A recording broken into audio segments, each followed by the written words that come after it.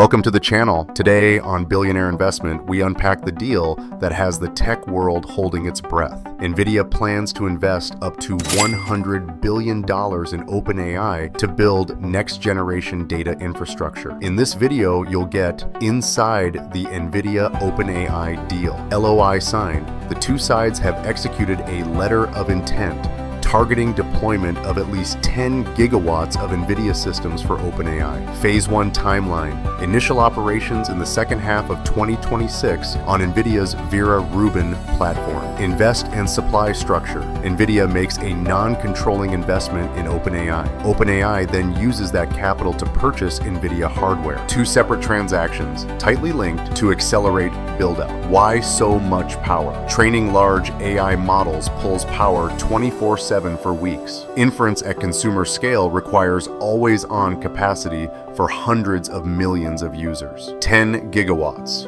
roughly 3 nuclear power plants, shows the electricity hunger of the AI era. Grid and workforce, energy experts view. Baseload first. To support 24/7 AI load, add nuclear and natural gas. Wind/solar plus storage help in the short term, but can't anchor the system alone yet. Permitting sprint.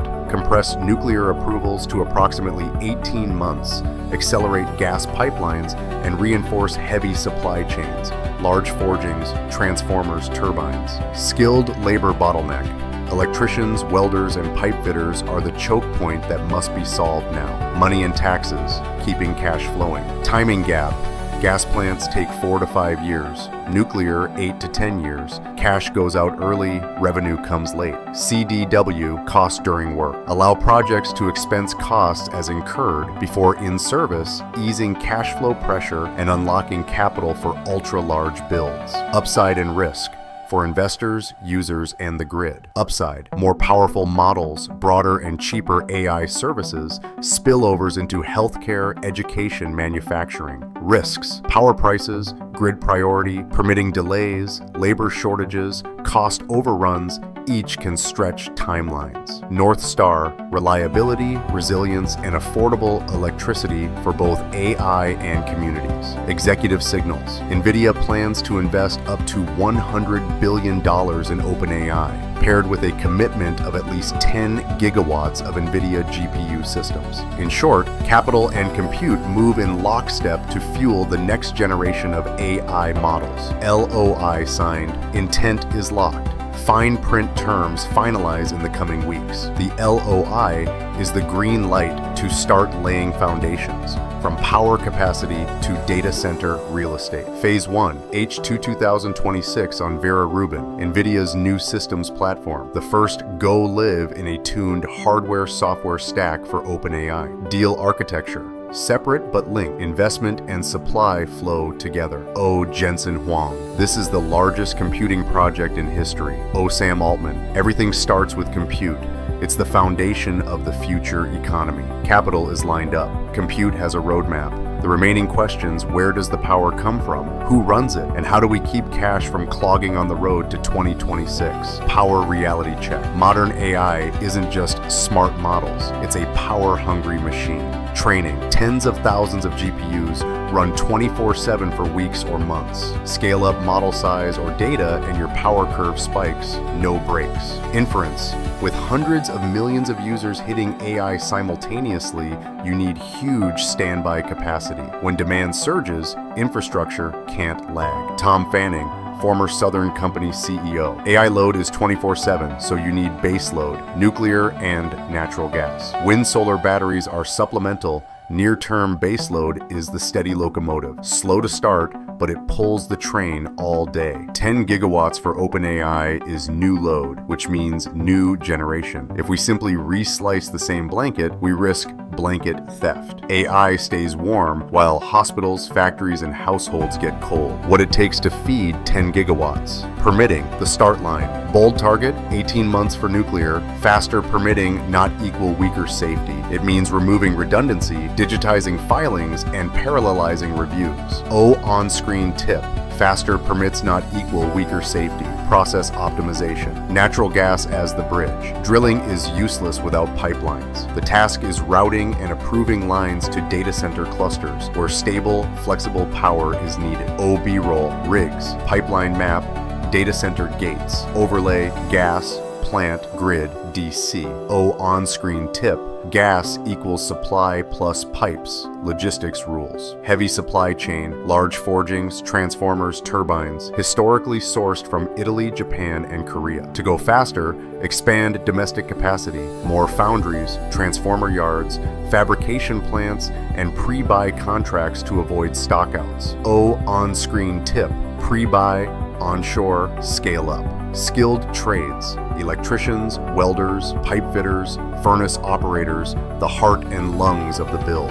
At 10 gigawatts, demand multiplies. O solutions, fast-track training with unions and tech institutes, retain via pay ladders and certifications, rotate crews across sites to prevent dead zones. O on-screen tip, train fast, retain, rotate. The cash flow math, CDW in practice. Nuclear, 8 to 10 years. Gas, 4 to 5 years. Money goes out early. Tax depreciation usually starts after in-service, creating a cash shield delay. CDW, cost during work. Expense as you build, not only after you flip the switch. Georgia used this on major projects to relieve cash strain, lower capital costs, and keep schedules on track. Example, a $10 billion gas project over 5 years, $2 billion per year. If the tax shield starts only in year 5, you endure 5 years of outflows with no offset, pushing up interest costs and inviting schedule slowdowns. CDW unblocks that. Annual spend and CDW costs during work. If you spend $2 billion each year, you expense that same amount immediately. That creates an annual tax shield, lowers the cost of capital, lets cash flow breathe, and keeps the build on schedule. Message: CDW doesn't shorten engineering, but it unlocks financing so construction doesn't stall. If CDW scales up, investors feel less cash pressure and projects are easier to run, especially across a greater than or equal to 10 gigawatt build-out. But money is only half the story. The other half is who benefits and who bears the risk: investors, users, and the grid. That's our final act: fairness and the grid. If a major storm hits and the whole city goes dark, do data centers stay lit while homes go black? That question keeps people up at night. Tom Fanning's take: add new base load for new AI load. Don't pull anyone's blanket. New load, new generation. Don't siphon power from hospitals, water plants, or households just to feed servers. To be fair to both AI and the community,